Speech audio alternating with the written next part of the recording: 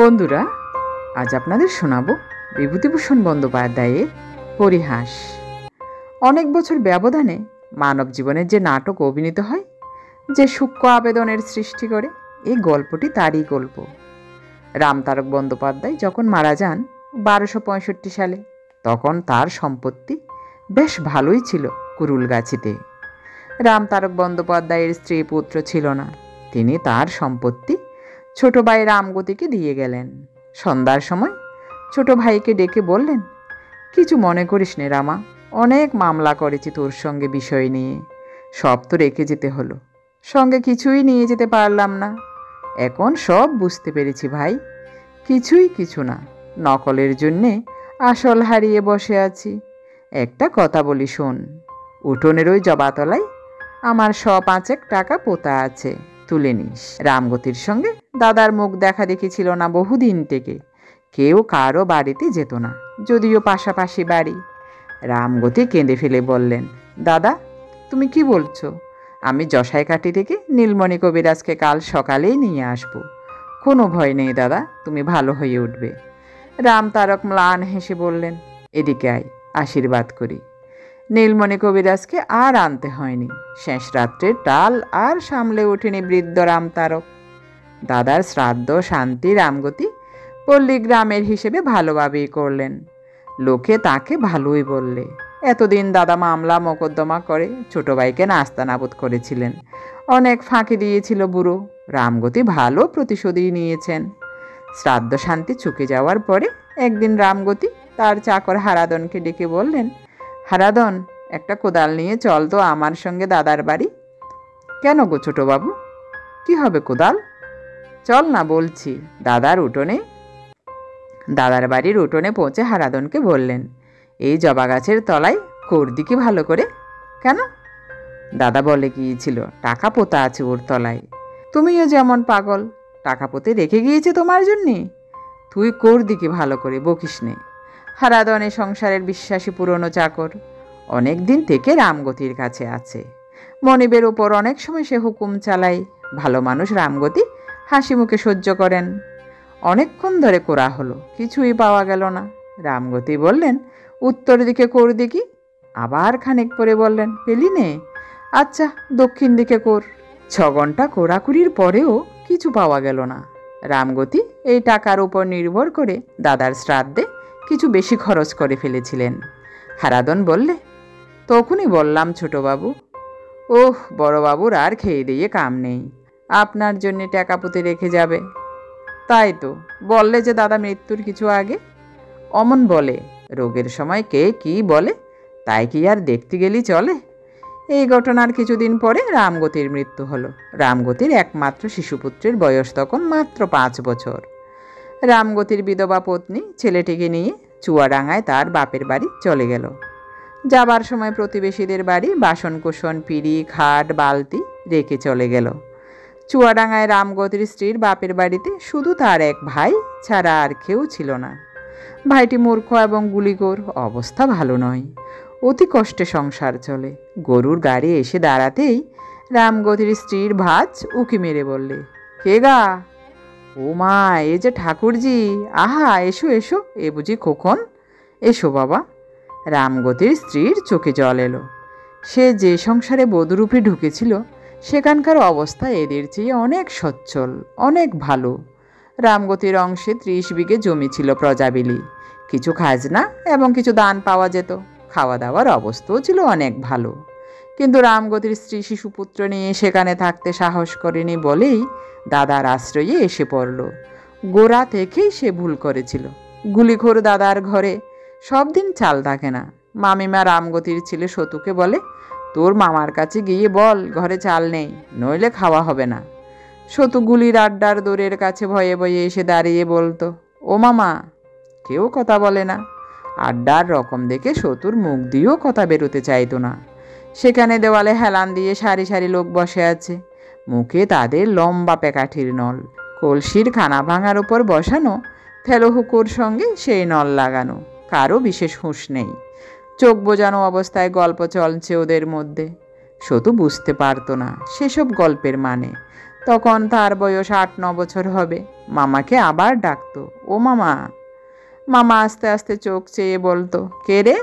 আমি সতু। মামিমা পাঠিয়ে দিলে, ঘরে মোটে চাল নেই। চাল নেই? আচ্ছা বস, এমন চাল খাওয়াবো তোর মামিকে, বুঝতে পারবে চাল কাকে বলে। আবার আধ ঘন্টা, মামার সারা সংজ্ঞা নেই। বেলা হয়ে যাচ্ছে, মামি ভাত চড়াবে কখন? তারও কি দিতে পেট জ্বলছে। সে আবার ডাক দিলে, ও মামা। কে রে? আমি সতু, চালের পয়সা দাও মামা, ঘরে চাল নেই কিচ্ছু। দাঁড়া, হাতি বিক্রি করি আগে, হাতিটা বিক্রি করেই তোকে চাল দিই। ঘরের মধ্যে ও কোণে কে একজন টেনে টেনে বললে, হাতি কেন দাদা, আমবাগানটা বিক্রি করে দাও না। আরও কিছুক্ষণ কেটে গেল। সতু ডাকলে, ও মামা। কি রে? চালের পয়সা দাও। মামা ট্যাগ থেকে 2 আনা পয়সা বার করে ওর দিকে ছুরি দিয়ে বললে, যা, আর নেই, ওই দিয়ে চালাতে বলগে যে করে হোক। এই রকম ছিল মামা বাড়ির সংসার।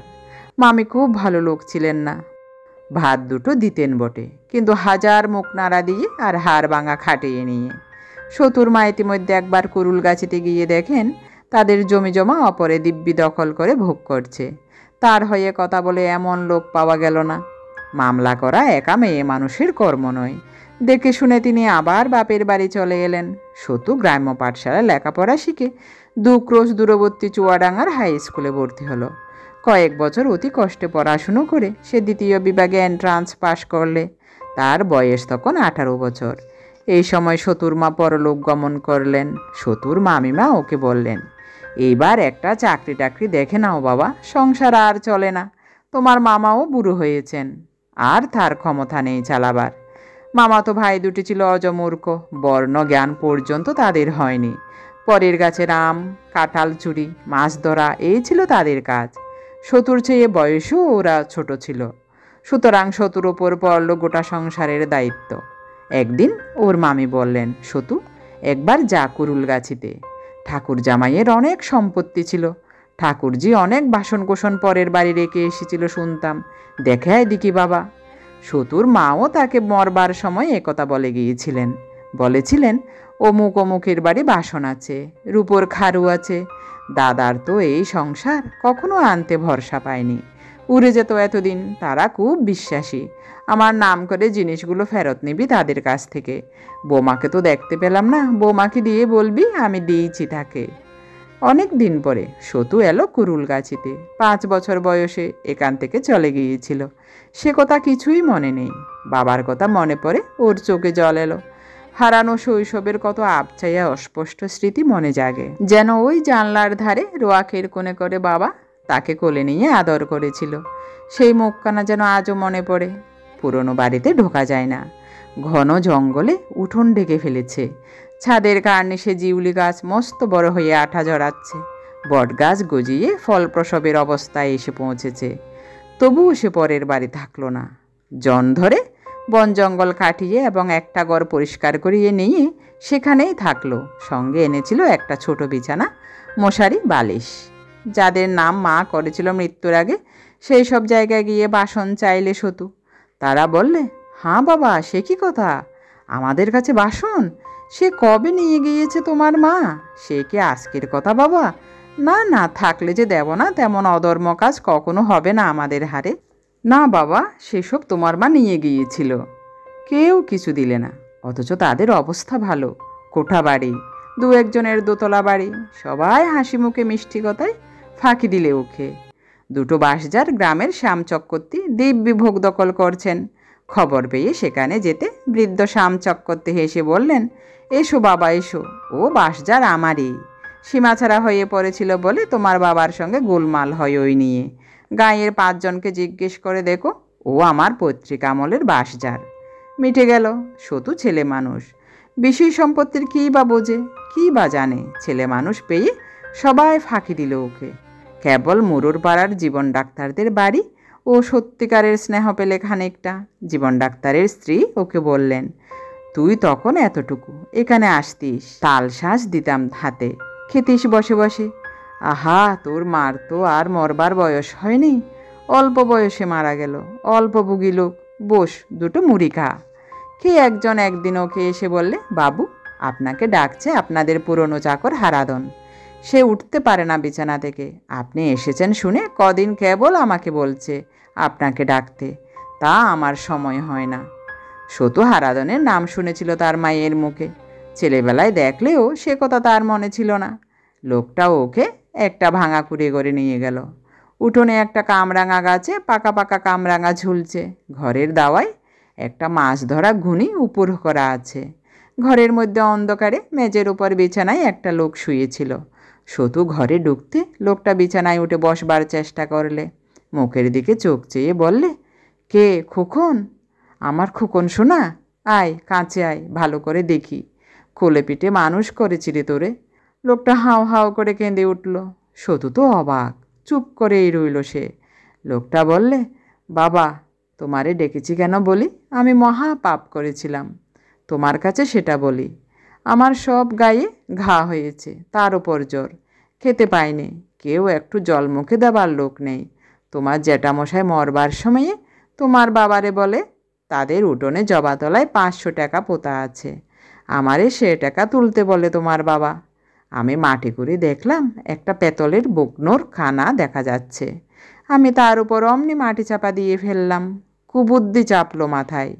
তোমার বাবাও দেখলে না, ভাবলে আমি অনেক দিনের বিশ্বাসী লোক, আমি কি আর ফাঁকি দেব?